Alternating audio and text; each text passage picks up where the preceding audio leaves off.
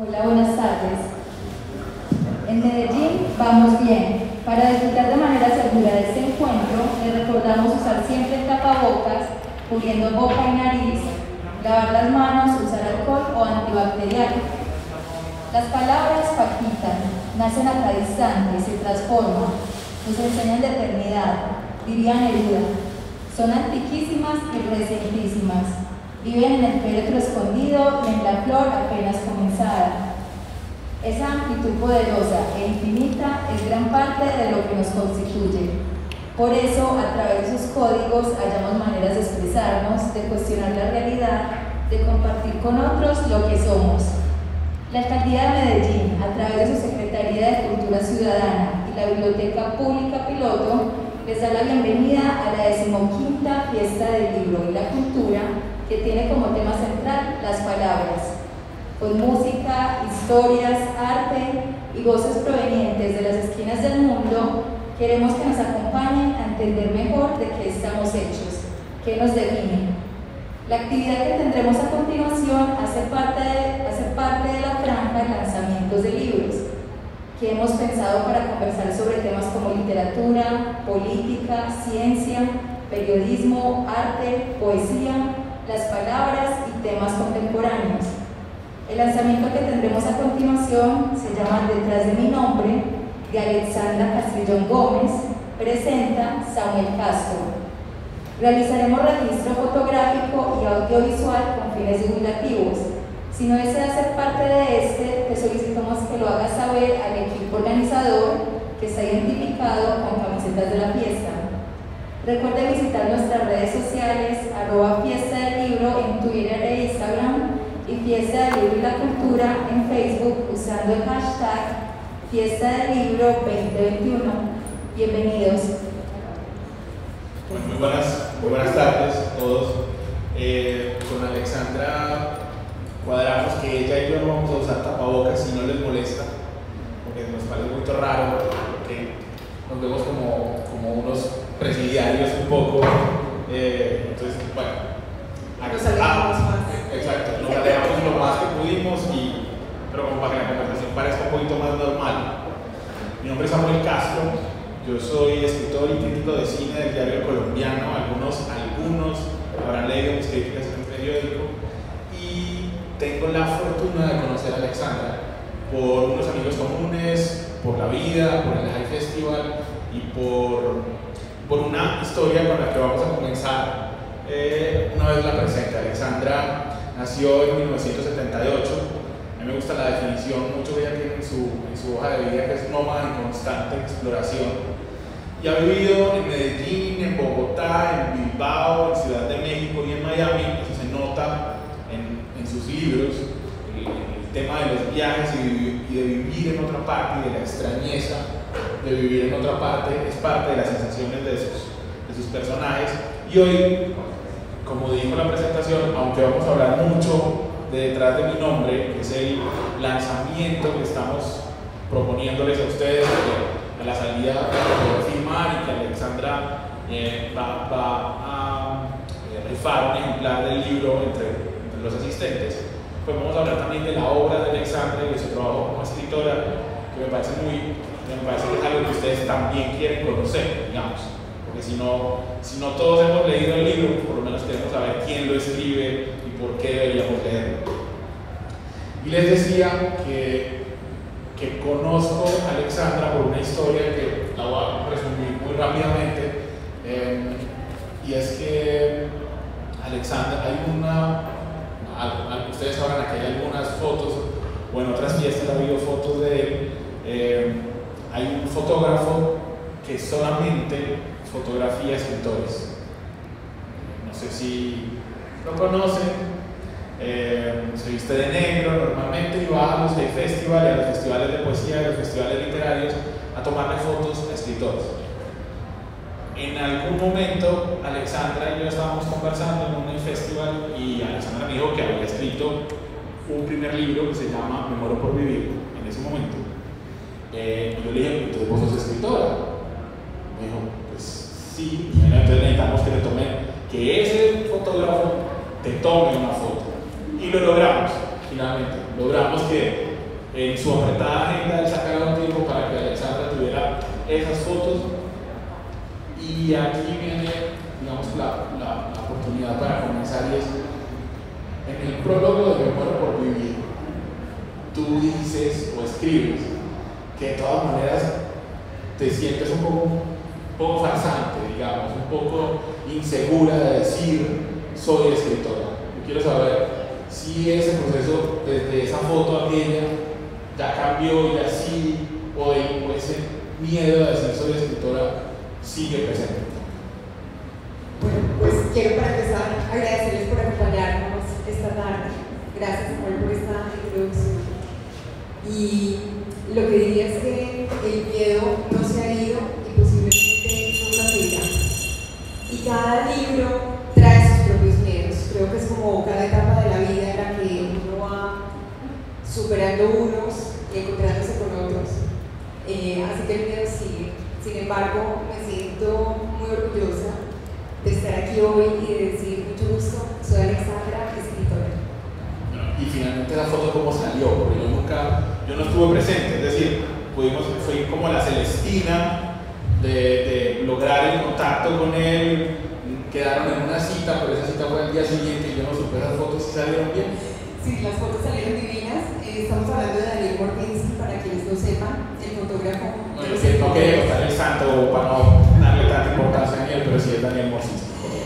Y fue muy especial cuando nos encontramos porque me dijo, veámonos en el Santa Clara, al frente de mi fotografía de Borges.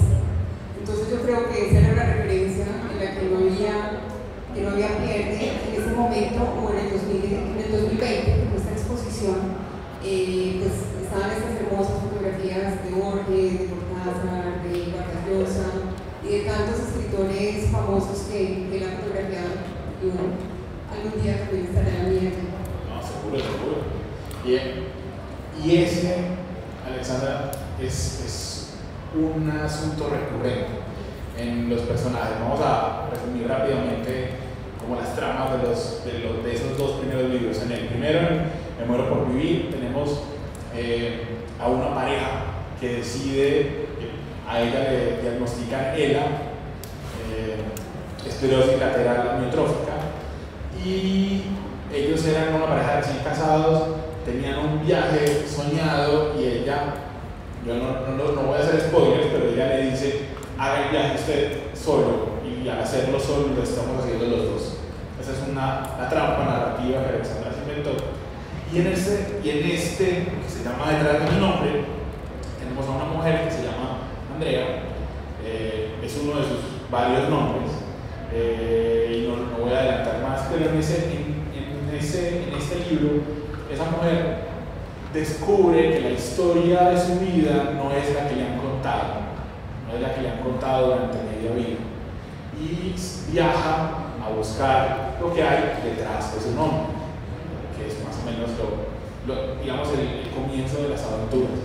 Pero tanto Andrea como la protagonista de Me muero por vivir, como el protagonista como Pablo, en varios momentos sienten ese mismo síndrome del impostor, o sea, del que acabamos de hablar. Y entonces yo quiero saber qué tan importante es en la escritura desarrollar ese miedo a través de los personajes, y por qué tus personajes siguen teniéndolo, porque uno diría, listo, es la primera novela, pero siguen teniéndolo. Andrea descubre su vocación como pintora en Detrás de mi nombre, y cuando está en una exposición siente lo mismo, siente ese mismo, yo no sé si yo puedo llamarme pintora, yo no sé si yo puedo llamarme escritora. ¿Por qué es tan importante ese conflicto para tus personas? Bueno, voy a ir inclusive un libro más allá.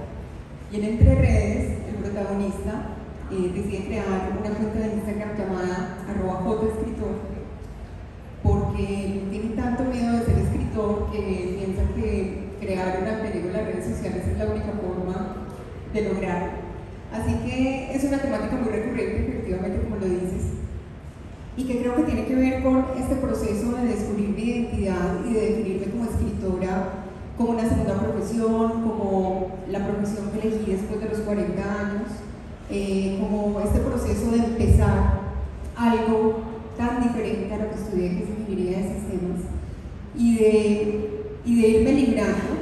Y creo que un poco lo que logra cada uno de estos libros es que cada vez me vaya librando más de ese síndrome y que vaya sintiendo que soy escritora y que vienen nuevos retos y que los lectores pues exigen cada vez más de mí y que por lo tanto tengo que seguir evolucionando, pero definitivamente es muy importante para mí, hace parte de esa búsqueda interna de mi identidad también y claramente se ve reflejada en todos estos libros. Están escuchando bien a Alexandra, no sé si se tiene que subir, está bien. No sé si te subes un poquito, habla ahí. No sé si es mejor. Bueno. Y ahí Alexandra toca un tema que me parece importantísimo, y es, tú estudiaste ingeniería de sistemas, y uno piensa en los ingenieros como estos tipos cuadriculados, que todo lo tienen medido, que hacen una tabla de Excel para todo, y en Me Muero por Vivir uno siente que ahí hubo una tabla de Excel, porque es que lo más importante de Me Muero por Vivir es su estructura, o digamos, lo que más llama la atención, porque ese viaje que les conté que hacen los protagonistas lo va narrando Alexandra con día 1, día 2, día 3, y en el día 3 está en el sitio en el que se supone que está en el día 3, y en el día 4 lo que se gasta yendo en el viaje hasta el siguiente sitio. Yo quiero saber qué tan en los personajes de tus libros todas las cosas son importantes para llevarlo a un nuevo momento de la vida. ¿Qué tan importante ha sido la ingeniería de sistemas para el proceso de escritura? ¿Qué tanto la has utilizado? ¿Qué herramientas has usado para escribir? El día que yo decidí que ser escritora era mi nueva profesión, pensé que tenía que echar mano de los recursos y de lo que conocía. Y finalmente lo que sabía era ser ingeniera y ser gerente de proyectos y trabajar en mercadeo. Entonces, esto ha generado una gran cantidad de cuadros de Excel de todas mis novelas. Ahora además utilizo mucho Trello para ciertas cosas de planeación y sí, efectivamente es muy importante. ¿Y en qué es importante? Primero, pues en la estructura. La realidad es que sí, me gusta ser una escritora muy estructurada, planear las historias. Haría la salvedad de que detrás de mi nombre ha sido mi novela menos planeada, de hecho. De eso vamos a hablar porque se nota.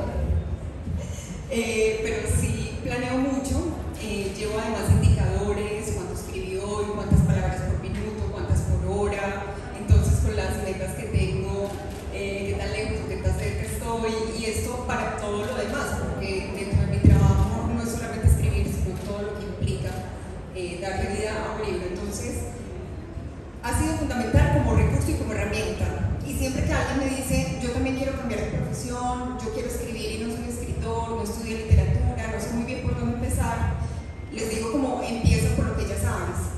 Todos en nuestra experiencia, en nuestra red de contactos, con nuestros amigos, ya tenemos una base, algo que nos sostiene. Entonces ese es el mejor punto de partida cuando estamos comenzando de nuevo. Comenzar de nuevo, esa frase que acabaste de utilizar, una de las cosas más odiosas que existen es que la gente que te dice que cambió de vida es como una iluminación a lo San Pablo, o sea, cambian de vida y al día siguiente la vida es perfecta, viven en la India, son iluminados, todo es bonito en sus vidas, y en tus libros los cambios de vida no traen eso, o no lo traen de inmediato, digamos. Hay una preocupación por decirle a la gente, mire, no se cambia de vida sin esfuerzo, no se cambia de vida de un día para otro. No sé por qué se está riendo, pero espero que sea porque le estoy pegando a las notas correctas. Eso es intencional, de decirle a la gente, mire, tampoco crea que es tan fácil cambiar de vida, es un mensaje que está metido ahí entre las cosas, o es simplemente porque el cambio a ti también te costó. Yo creo que no ha sido intencional que queden las historias y por eso me reía, porque es más una consecuencia de mi propia experiencia. Efectivamente, después de tener 20 años en un sector, en un área profesional, de llevar una carrera exitosa en cierta área y volver a empezar, pues requiere ajustarse muchas cosas. Y quienes han emprendido algo nuevo después de mucho tiempo saben que el primer día uno como que se queda mirando al computador y dice, bueno, ¿y ahora qué? Porque no me ha llegado ningún mail, no tengo un jefe que me diga qué es lo que tengo que hacer, por dónde empiezo. Entonces sí creo que el cambio es fantástico, es maravilloso, cada vez que puedo, o sea, yo me encanta cambiarme de lugar, me encanta hacer cosas nuevas, pero tiene sus momentos altos y bajos y se ve reflejado en esa intención y el reflejo. Para mi gran ventaja, pues cuento con un apoyo enorme de mi familia y de mi esposo que está por acá. Creo que eso ha sido lo más importante justamente para poder lograrlo. No es común que un escritor, digamos que en las biografías sale después, pero no es común que un escritor resalte su paso por el periódico universitario. Y en las hojas de vida y en tu información, tú sí resaltas que pasaste por Nexos, que es el periódico de AFIT. Y yo creo, al ver, cuando veo esa nota de Nexos, yo sí sentí que era muy importante, porque la claridad de tu escritura es casi periodística. Es decir, si van a vernos detrás de mi nombre y los que ya la han leído Me muero por vivir, sabrán que Alexandra no es dada ni al rococó, ni a las metáforas rebuscadas, ni nada por el estilo, sino que sus tramas se desarrollan primero vertiginosamente, pero segundo como con el lenguaje de todos los días, con un lenguaje que se aprende en periodismo, digamos, o por el que uno busca mucho en periodismo. Ese paso por Nexos fue, digamos, tan importante como parece, así, eso, ¿qué herramientas te dio ese paso por el lenguaje periodístico, así fuera en un periódico, digamos, universitario? Fue muy importante, en muchos sentidos. En Nexos hice de todo. Fui reportera, jefe de reportería, redactora, jefe de redacción, fui directora del periódico, fui editora. Creo que estuve unos 4 años en el periódico. Y además en una época en que había sufrido un problema enorme el periódico y la universidad le había quitado los fondos. Así que también teníamos que hacer publicidad para vender los espacios, porque de lo contrario no había forma de hacer el periódico. Entonces aprendí, fue como mi escuela de empresa dentro de la universidad. Las personas que conocí ahí, algunos son grandes de mis amigos, y de hecho el periódico también fue un motivo para que yo conociera a David y termináramos casándonos, y 23 años después aquí estamos. Entonces creo que el periódico sí ha sido súper importante, y dentro de mi paso por la universidad además me permitió involucrarme mucho más con la literatura y con la escritura y evolucionar ciertas habilidades.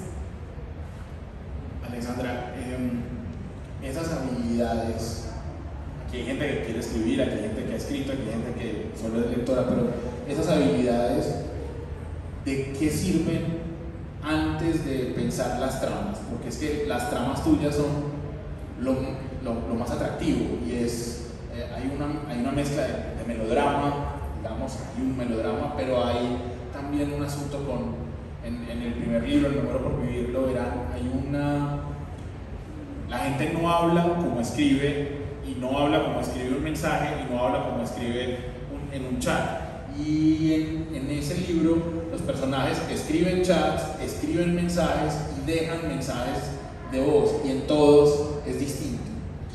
Quisiera saber qué tanto estudias esas diferencias de los lenguajes para que sean visibles, digamos, para el lector. Creo que una de las habilidades más importantes que tenemos que aprender los escritores es la capacidad de observación. Y esa capacidad de observación, de nuevo, puede estar muy ligada, por ejemplo, al trabajo que se hace en periodismo, que sea un periodismo amateur como el periódico de la universidad, y que se perfeccionan en la medida en que tenemos la posibilidad de desarrollar como esa agudeza al momento de observar a las personas. Cada uno de nosotros en este momento está transmitiendo algo desde la corporalidad, desde los pequeños movimientos que hace. Esas son observaciones, pero también está todo lo que tiene que ver con los otros sentidos y la manera de escribir cómo hablan los personajes, o cómo chatean, o cómo se envían mensajes de voz. Tiene que ver con escuchar mucho a las personas y entender no solo desde, digamos, como desde las diferencias culturales, que es sino es una persona que habla con frases cortas o largas, es muy acelerado en el ritmo o muy pausado. Entonces esa observación requiere que aislemos un poco la visión, por ejemplo, que suele ser el sentido que tenemos mucho más activo para poder concentrarnos en los otros sentidos y poderlo plasmar en lo que escribimos. Entonces es algo en lo que me gusta trabajar y que en cada novela intento hacer mucho mejor, porque creo que en la medida en que el lector logra asimilar, aunque tal vez no sea muy consciente, porque muchas veces cuando leemos no somos conscientes, pero si eso está bien hecho, se va a sentir auténtico. Y si se siente auténtico, va a permitir que haya una mayor conexión con lo que estamos leyendo. Ya hablamos del lenguaje periodístico, pero tú también escribiste un blog de viajes. Y en Me Muero por Vivir, pues ya les dije eso, hay un viaje grandísimo. Si ustedes están interesados en hacer un viaje por África, compren Me Muero por Vivir, porque se los dice desde el punto A hasta el punto B hasta el punto C, y lo pueden armar incluso con los animales que van a ver en los distintos safaris, y qué safari es el mejor y todo. Pero de ese blog de viajes, ¿cuál fue la herencia más importante? No es solo el viaje, que es que un blog es un aparato distinto a un libro, en el que hay que llamar la atención del lector desde el comienzo, en el que hay que atraparlo. ¿Qué cosas en la escritura de blog sigues usando en la escritura de libros, o puedo estar completamente equivocado y decir, no, dejé la escritura de blog hace mucho tiempo? Los blogs requieren que haya una descripción muy precisa, especialmente un blog de viajes, porque en el blog de viajes lo que queremos un poco, o digamos nuestro objetivo, porque este es un blog que escribo con mi esposo, se llama viajeliviano.com, es que quede como esa bitácora de todo lo que hicimos. Y muchas veces lo escribimos más para nosotros que para los demás. De hecho, a veces estamos, haciendo un viaje por carretera, y para no aburrirnos, leamos un blog de Turquía, y con eso nos entretenemos un montón. Entonces, las descripciones de los lugares creería que es lo más importante que sigo manteniendo del trabajo de escribir el blog en los libros. Sin embargo, cada vez también intento darle más balance a esas descripciones de lo externo, complementadas con las emociones y lo interno, porque de nuevo pues es algo que como lectores nos interesa para poder conectarnos con la historia y con los personajes. Ahí eso me da pie para venir detrás de mi nombre, porque son casi libros contrastantes. O sea, si en Me Muero por Vivir había una estructura que era completamente reconocible de cada día, de cada paso, de no sé qué, detrás de mi nombre es como abrir una canilla y dejar que esa vaina se riegue, se inunde, exactamente, y se va derechito, y uno como que no existe, o no existía, o no es visible, digamos, a simple vista para el lector esa estructura. Eso dependió de otra manera de escribir, o la manera de escribir sigue siendo la misma, o es parte de la evolución como escritor. Me gustaría mucho que habláramos de eso, de cómo un escritor va descubriendo su estilo, pero al mismo tiempo va cambiando su manera de escribir. Efectivamente, creo que cada libro, primero para mí cada libro requiere un reto. Entonces, el gran reto cuando pasé de Me Muero por Vivir a escribir Detrás de mi Nombre era justamente cómo me libero de la estructura del paso del tiempo, que fue un recurso que Me Muero por Vivir hacía mucho sentido por la historia, por ser este viaje que se va contando día a día, pero que no podía repetirlo, y la verdad es que me costó muchísimo trabajo al principio. Yo decía, bueno, pero uno como dice que ya eso pasó 3 días después, o que han pasado 6 meses, obviamente me he leído miles de libros y el método está ahí, pero en ese instante sentía que era como una camisa de fuerza que necesitaba romper.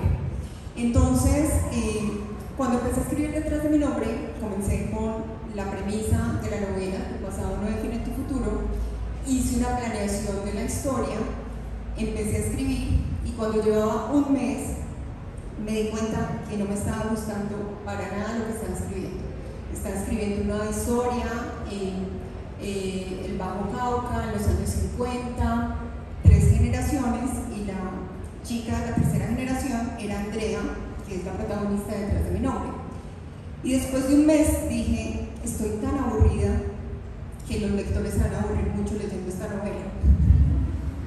Entonces, en ese momento no tenía título al libro, el archivo se llamaba Tres Vidas, entonces creé un nuevo archivo llamado Tres Vidas versión 2, y para Tres Vidas versión 2 yo sentía que ya estaba tan agotada de esa planeación que había hecho de la versión 1 que decidí no hacer una gran planeación.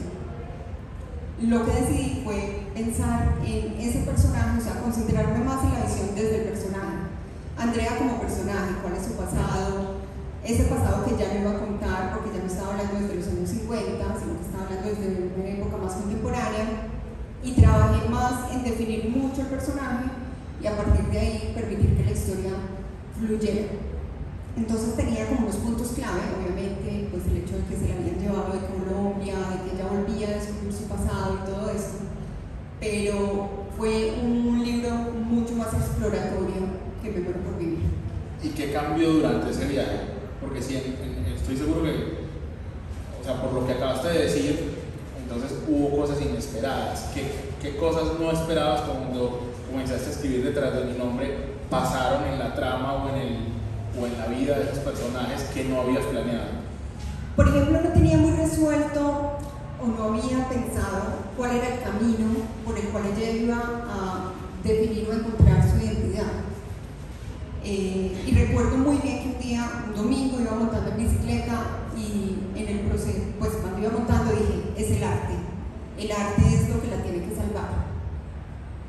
No sabía cuál arte, pero bueno, ya como que iba en ese descubrir, iba avanzando. Lo más lógico es que hubiera sido escritora, que era la misma exploración que yo estaba viviendo, pero entendiendo como todo lo que ya había escrito, todo lo que ya decía de que ella era diseñadora y todo esto, pues me pareció que la pintura era un mejor camino. Y bueno, conté con un amigo pintor, Danilo Rojas, a quien conocimos en el GEI también. Sí, y tú además le haces el agradecimiento en el libro. Sí, porque Danilo y yo tuvimos varias conversaciones, él leyó como toda la parte de la historia relacionada con la pintura, me ayudó a precisar algunas cosas, me dijo esto no pasa así, a un pintor no le pasa así, esto no se dice de esta forma, esto está súper clichésudo, me ayudó muchísimo con todo eso porque es un terreno que yo desconozco. Y ahí me gusta que toquemos esa parte del agradecimiento a Danilo porque no es muy común, digamos que yo se lo he visto tal vez a Ricardo Silva, si acaso, o sea, que se me ocurra en este primer momento, pero no es muy común que los escritores latinos hagan página de agradecimientos. Eso es más de los escritores anglosajones. George R.R. Martin, por decir algo, en Juego de Tronos lo hace y son 2 páginas agradeciéndole a historiadores y no hay quién, y bueno, pero tú lo haces. Me parece súper bonito que estén esos agradecimientos. Eso fue desde el comienzo una cosa que sabías que ibas a tener, que tus libros iban a tener agradecimientos. ¿Fue algo que te gustó de otros escritores o simplemente, no sé, una manera de decirles para esta escritura que es personal han tenido que ver un montón de personas que les voy a presentar? El 1 de enero de 2019, que fue el día que escribí este año de escribir y publicar mi primera novela, también fue el día que comencé un diario de agradecimiento, y es una práctica que sigo todos los días, que los invito si no lo hacen a que lo hagan. Y básicamente todos los días, después de que hago como las rutinas de la mañana normales de todo el mundo, lo primero que hago es que tomo mi cuaderno, que ahora tengo uno que me trajo de regalo en Catarango, y escribo gracias porque estoy viva, porque estoy sana, porque estoy llena de abundancia, y luego algo más por lo que estoy agradeciendo ese día. Y creo que el agradecimiento tiene que, pues es algo tan importante para mí que era como indiscutible, y tengo unos agradecimientos muy largos porque además están todos los lectores beta, todas las personas que me ayudan con ciertos detalles de las historias, bueno, todos los que me acompañan en este proceso. Entonces son largos, pero realmente con mucho cariño. ¿Cuál es un pedacito de Me muero por vivir que me ayuda para la siguiente siguiente pregunta, y es, su guía y conductor tenía un nombre que no lograron aprenderse. Se llamaba Ngasetunge, solo superable por el nombre de las montañas que rodeaban el parque. Ondundosonananandana, que significa lugar donde el muchacho perdió a su rebaño, probablemente a causa de un leopardo. Cuando uno incluye este tipo de datos, digamos que son, pues sí, son datos de un viajero, pero también son datos que asombran, que a lo mejor a los lectores los van a hacer coger Wikipedia y mirar si te cogen a una mentira o si estás completamente en lo correcto. ¿Cómo se escogen esos datos en el proceso de escritura? Porque no son algo que es decir, ese es un dato que no se te va a ocurrir porque te llegó de la memoria. ¿Cómo es ese proceso de seleccionar lo que va a pasar aquí, y este dato sí lo quiero poner y este no, y este que es de, bueno, para volver a detrás de mi nombre, voy a describir la escultura que hay en Campos de Paz y voy a decir que es de Vieco, de Jorge Marín Vieco?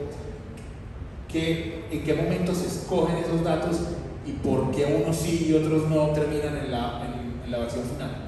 El trabajo de escritura, como tiene tanto de observación, se va convirtiendo en una colección de muchas imágenes que a veces, la gran mayoría, de hecho, no quedan en las historias. Y en ese sentido lo hago realmente muy intuitivo. O sea, como que si en cierto momento para describir una escena siento que hay algo que le va a ayudar o que puede ser que el lector se asombre y diga, bueno, ¿qué es esto? ¿Cómo se pronunciará? Lo incluyo. Pero la realidad es que lo que queda en el libro, yo creo que es el 20% de todo lo demás que compromete escribir un libro. Toda la investigación histórica, circunstancial de los personajes, todas las descripciones de quién es un personaje, por qué es como es, en realidad es muy poco lo que al final queda allí. Y no es un método, es más como que lo que me va fluyendo en ese instante. Hablemos de eso. En un momento de detrás de mi nombre, la protagonista piensa en matarse, en tomarse unas pastillas y desaparecer un poco, y está en ese momento en Santiago de Chile, y es muy gracioso porque va caminando y dice, aquí no, porque esta calle está cerca de un jardín infantil y entonces dejo traumados a los niños. Después dice, aquí no, en serio, aquí no, porque esto está, exacto, aquí hay un hospital, entonces me ven, me encuentran y me salvan, y no quiero que me salven. Y aquí no, porque estoy ya muy cerca del hotel, y entonces hacen la investigación y entonces ya no voy a poder ser una NN. Ese tipo de cosas es que a punta son ciudades que siempre conoces las ciudades en las que esos personajes viven, o haces trampa con Google Maps, o te ayudas con documentales, porque volvemos a la investigación. ¿Qué tanta investigación? Miren que estoy hablando de una vaina que dura menos de un párrafo y que uno pensaría que no tiene, digamos, un gran significado, pero geográficamente sentí yo que eso lo habías pensado real, en calles reales. ¿Qué tanto es investigación? ¿Te toma tiempo? ¿Y qué tanta neurosis hay detrás de una cosa como esa? Soy neurótica. Bueno, perdí el sentido. Ahí volvió. Todas las ciudades, los lugares donde están mis protagonistas de la novela son sitios donde yo he estado de primera mano. Y eso para mí es súper importante porque creo que es la única forma realmente de transmitir el ambiente. ¿A qué huele ese lugar? ¿Qué es lo que se ve? ¿Cómo se diferencia un atardecer de otro? Sin embargo, en la distancia que da el tiempo, hay cosas que se olvidan y todas las herramientas para mí son súper válidas como complemento de eso que yo ya viví. Entonces, por ejemplo, ese recorrido lo tracé en Google Maps y me fui con el Street View avanzando y mirando por donde iba pasando ella, y efectivamente por el jardín infantil donde había un espacio perfecto para suicidarse, pero los niños se podían traumatizar, no se podía elegir eso. Y mi recurso favorito siempre en investigación es llamar a un amigo, ya que hay varios amigos que he llamado a veces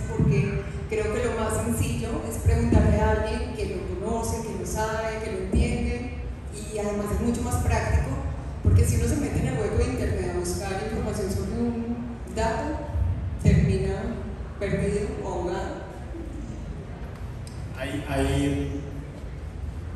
Ya, digamos que también tiene que ver con la investigación, pero también es una impresión del lector.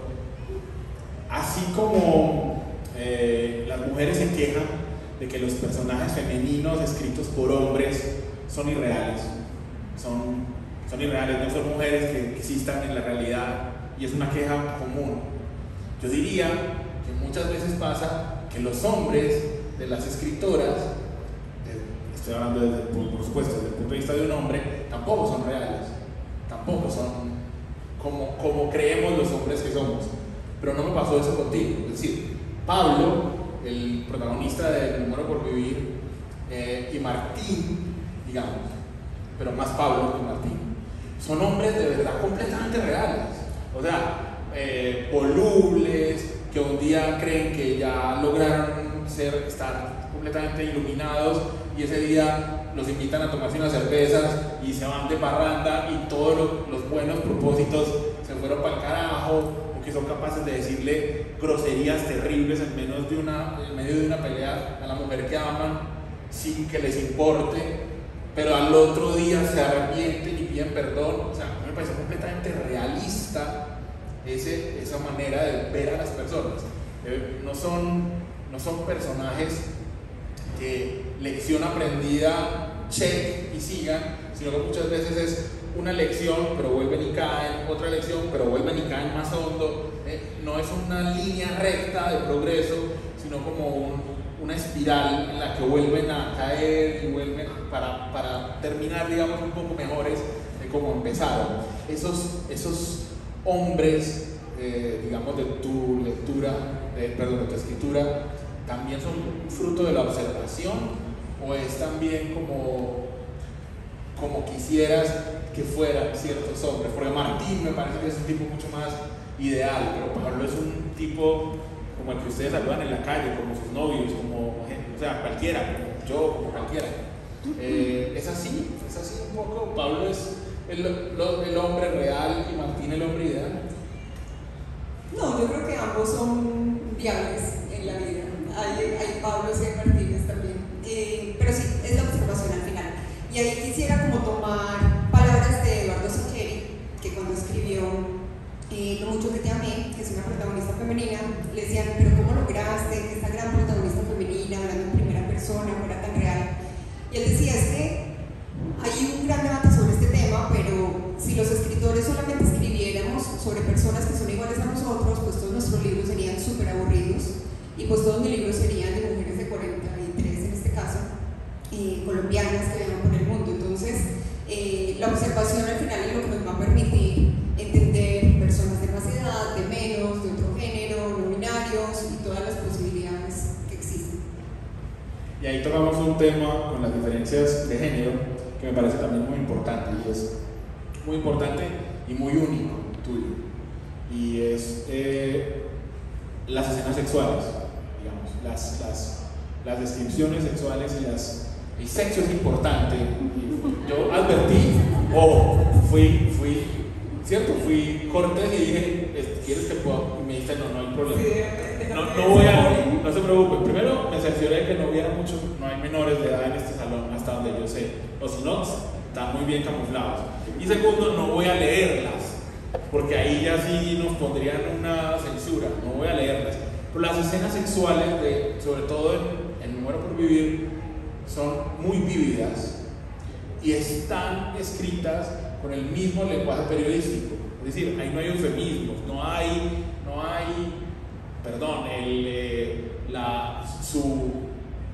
su tronco, enhiesto, cosas así, no. Se le llama al pene, al glande, por decir algo, pero al mismo tiempo me parece que logras unas escenas que utilizando ese lenguaje completamente real, siguen siendo poéticas en muchos casos, siguen siendo románticas, sin utilizar metáforas rebuscadas. Incluso me parece que son de las escenas más trabajadas desde el lenguaje. ¿Cómo se asumen esas escenas? Sobre todo cuando tienes varias en el libro, para que no parezcan la misma, incluso para que se sienta la diferencia entre parejas, porque una cosa es como ama Pablo a Tatiana y otra cosa como ama a Sofía, e incluso como ama a las parejas ocasionales que tiene por ahí, también es distinto. ¿Cómo es cómo se hace la diferenciación de eso para que el lector perciba, como lo percibí yo, que también hay una manera distinta de amar en cada situación?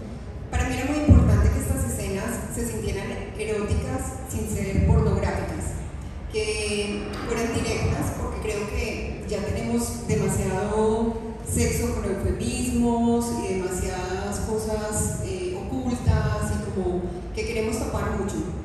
Entonces, justamente, la primera característica que tienen estas escenas es que siempre están escritas en primera persona, en tiempo presente, mientras que todo el libro está en pasado, porque pienso que el acto sexual es de presencia y presente. Entonces, como que si hay que escribirlo de esa forma, es lo que está pasando en el momento que está pasando. Y adicionalmente, sin llegar a que, no sé, quise como cuidar que los protagonistas se sintieran cómodos en esas escenas que yo les estaba escribiendo. Creo que fue como un poco de consentirlos, de que realmente sintieran que lo que estaban viviendo es natural, es hermoso o es ocasional, como lo fue en algunas circunstancias, y que el lector también lo sintiera de esa manera. Creo que es algo que sentí mucho, que hacía parte de esta historia de Pablo y Sofía, y que en Detrás de mi nombre, pues ya no tenemos ese tipo de escenas. Allí sí están como más un momento, esto fue lo que pasó, porque sentía que efectivamente tampoco quería como repetirme en ese recurso.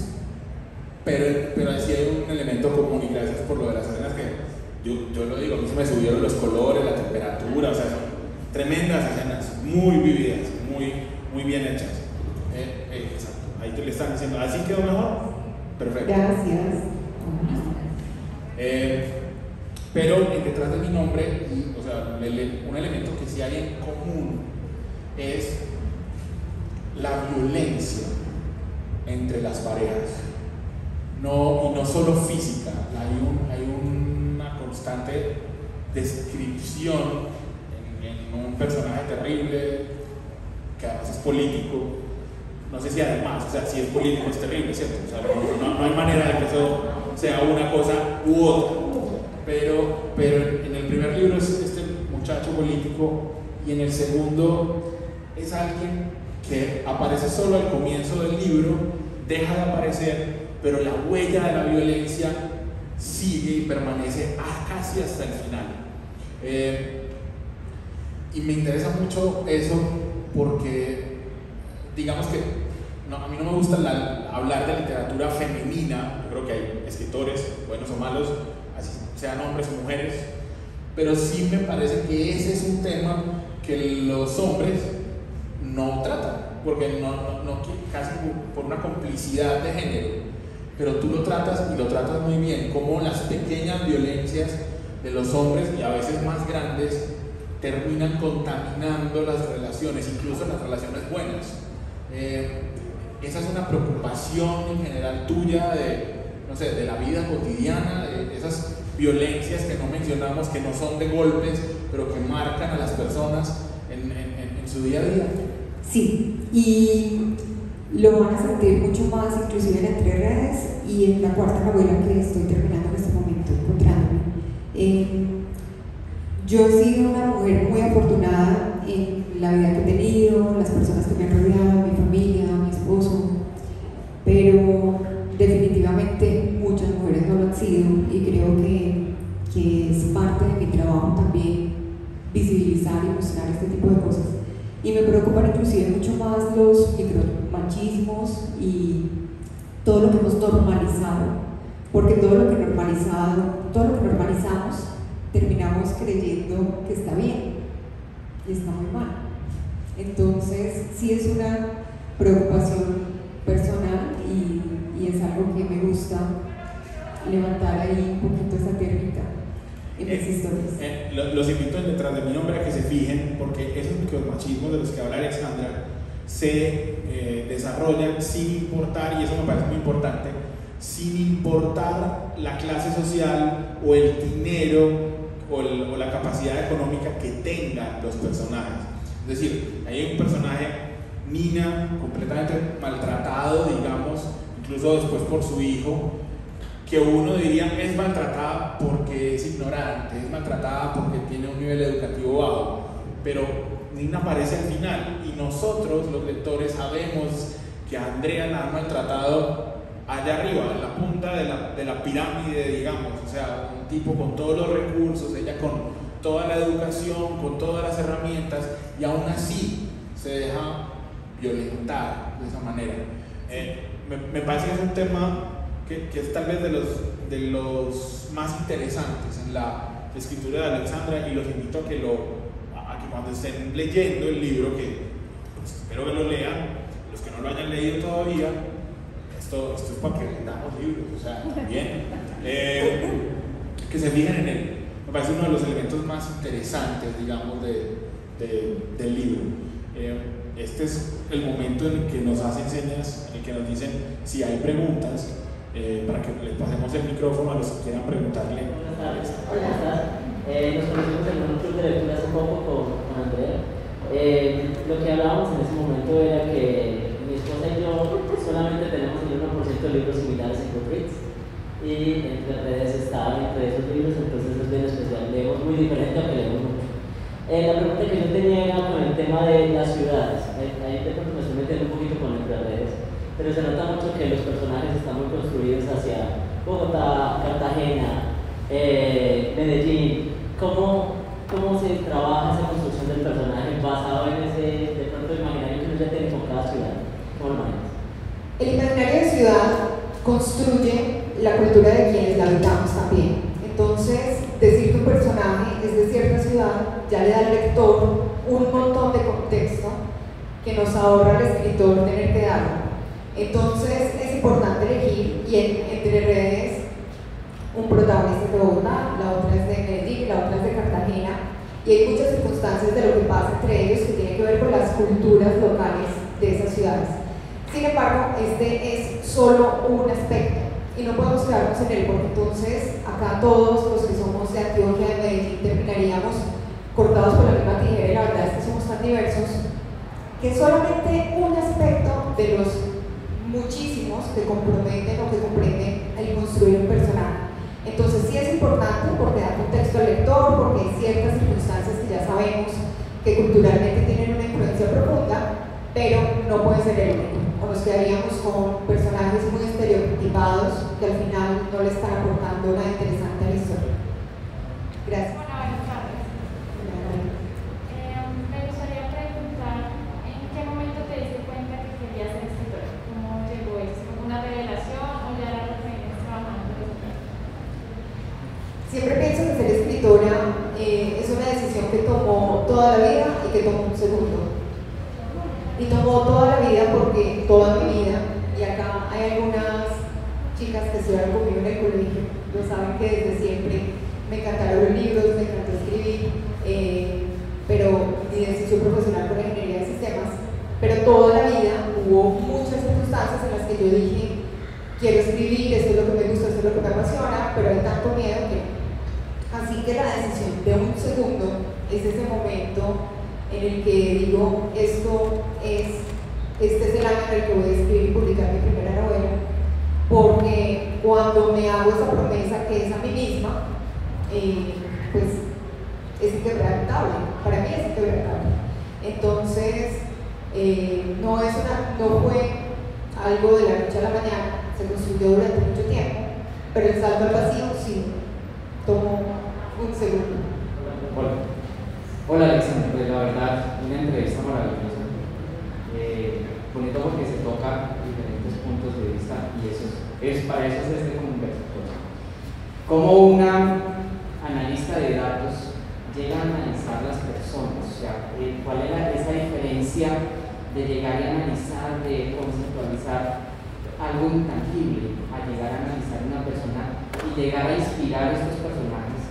Con Angelita nos pasó algo muy curioso porque ella leía y no, amor, este hombre, ay, este tipo fuerte, eso es bonito. ¿Cómo llegar de ese análisis de datos, de cosas intangibles, a analizar a las personas, como tú lo decías hace un rato? Las personas somos tangibles e intangibles, creo que tiene que ver con eso. Tiene que ver con activar todos los sentidos, por ejemplo, que era también lo que les decía antes, eso aplica para todo. O sea, conocer a alguien tiene que ver con intentar, no sé, cómo captar mucha información por todos los sentidos, pero creo que es inclusive más importante lo que no se ve a primera vista.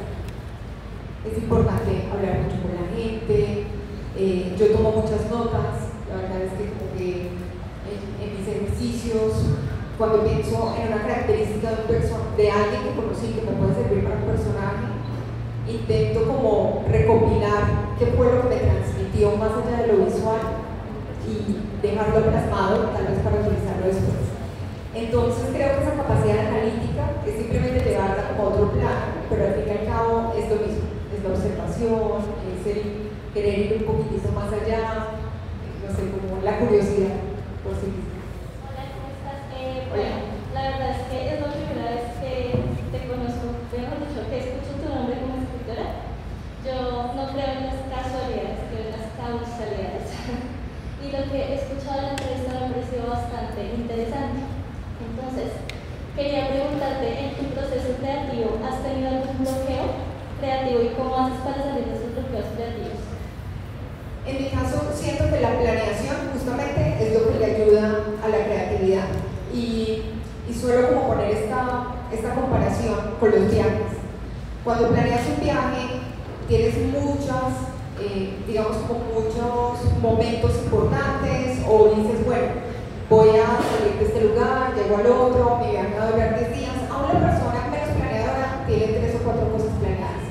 Y planear es lo que nos permite improvisar.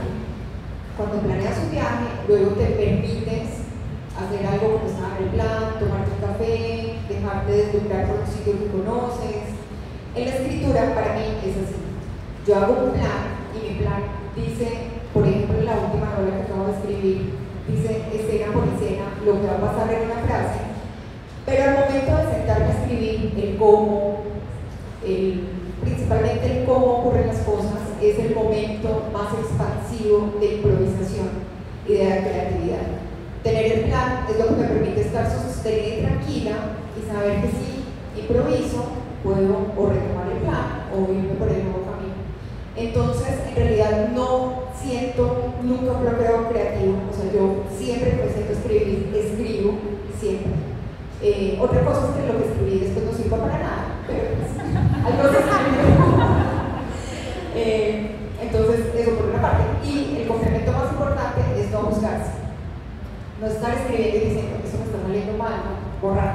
No, hágale, siga. Escriba y escriba que algo saldrá bien. En el momento en que se empiece a mover toda esa máquina anterior, saldrá lo apropiado. Y si no, pues es parte del camino y de la aprendizaje. Muchas gracias. Acércate más, profesor. En detrás de mi nombre, el personaje que va cada 8 días al cementerio.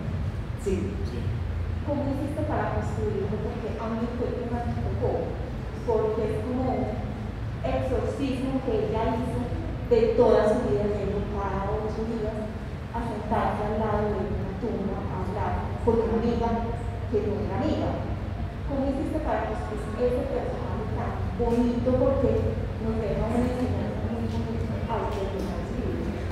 El personaje de Nina es el que siento que está más ligado a la historia inicial que yo quería escribir y de alguna manera a mi familia y a la historia de muchas familias portuguesas. Entonces creo que es como la unión de toda esa energía llegando a ese personaje. Cuando pensé en dónde la iba a conocer Andrea o cómo iba a encontrarse Andrea con ella, y se me ocurrió esta idea de que fuera en la tumba, como que era el lugar menos posible para ese encuentro, después entendiendo quién era cada quien y lo que había pasado.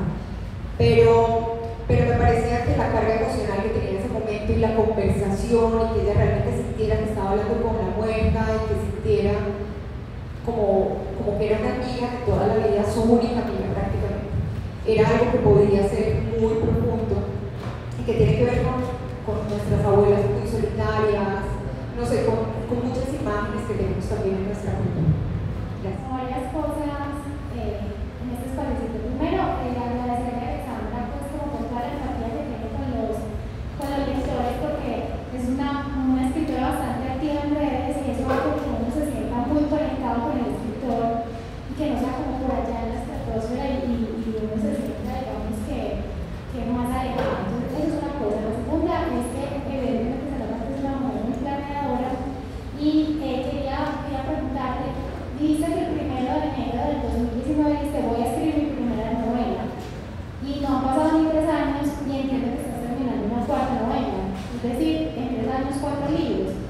Los lectores nos ponemos retos de lectura, quiero saber si tú tienes un reto de escritura o dijiste voy a escribir 4 novelas de tu paro y me las disfruto y hablo de ellas y después sigo. ¿Cómo se le ha dado ese proceso?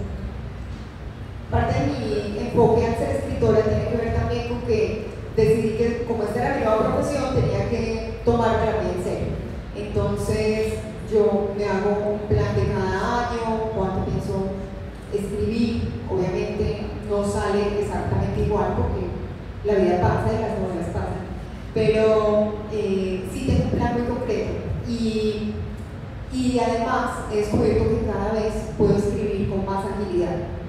Este último borrador, si sumara los días en los que efectivamente estuve escribiendo, creo que lo escribí como en unos 60 días. El primer borrador, que de ahí vendrán 7 más, pero bueno, el primero, una gran macrohistoria que me conté a mí misma. Entonces, lo que quisiera, lo que pienso que podría llegar a ser, sin sacrificar en ningún momento la calidad, que para mí es súper importante, es que creo que podría estar publicando unas 3 o 4 novelas cada año, porque al fin y al cabo este es mi trabajo de tiempo completo. Vamos a ver cómo avanza. Agradecemos mucho su presencia esta noche. Vamos a tener un espacio en el que Alexandra va a poder firmar libros y comprarlos si ustedes los quieren adquirir afuera. Les agradecemos de verdad su compañía y su juicio con el tapabocas y esperamos que sigan en los demás eventos de la fiesta del libro. Muchas gracias.